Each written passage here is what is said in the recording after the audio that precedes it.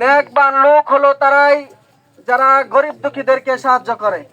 আর বিশ্বনবী রহমাতুল্লিল আলামিন হাদিসে পাকের মধ্যে বলেন, মানব সেবার অনেকগুলো শাখা প্রশাখা রয়েছে, তার মধ্যে সর্বোত্তম এবং সর্বশ্রেষ্ঠ শাখা হচ্ছে গরিব দুঃখী মানুষের পাশে দাঁড়ানো এবং তাদেরকে সাহায্য করা।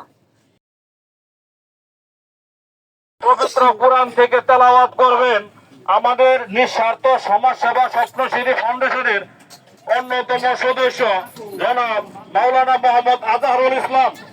জনাব মাওলানা মোহাম্মদ আজহারুল ইসলাম।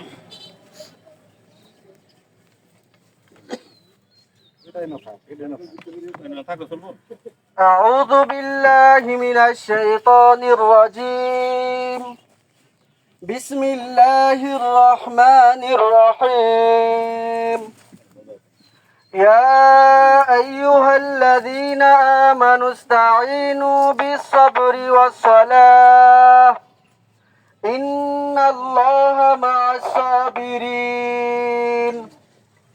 ولا تقولوا لمن يقتل في سبيل الله أموات بل أحياء ولكن لا تشعرون. ولنبلونكم بشيء من الخوف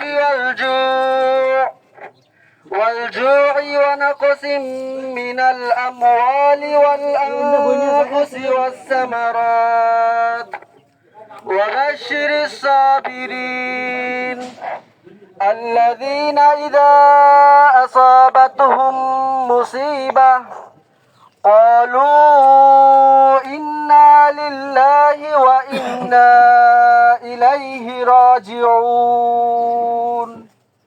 الحمد لله. মানব সেবা একটি উত্তম কাজ। এই সম্পর্কে আল্লাহ পাক রব্বুল আলামিন পবিত্র কোরআনের মধ্যে বলেন, নেকবান লোক হলো তারাই যারা গরিব দুঃখীদেরকে সাহায্য করে। আর বিশ্বনবী রহমাতুল্লিল আলামিন হাদিসে পাকের মধ্যে বলেন, মানব সেবার অনেকগুলো শাখা প্রশাখা রয়েছে, তার মধ্যে সর্বোত্তম এবং সর্বশ্রেষ্ঠ শাখা হচ্ছে গরিব দুঃখী মানুষের পাশে দাঁড়ানো এবং তাদেরকে সাহায্য করা। তারই ধারাবাহিকতায় নিঃস্বার্থ সমাজসেবা স্বপ্নশ্রী ফাউন্ডেশন প্রতিবারের ন্যায় এবারও ঈদের আনন্দকে সবার মাঝে ভাগ করে দেওয়ার জন্য ক্ষুদ্র প্রচেষ্টা করেছে। সকলে আমরা নিঃস্বার্থ সমাজসেবা স্বপ্নশ্রী ফাউন্ডেশনের জন্য দোয়া করব।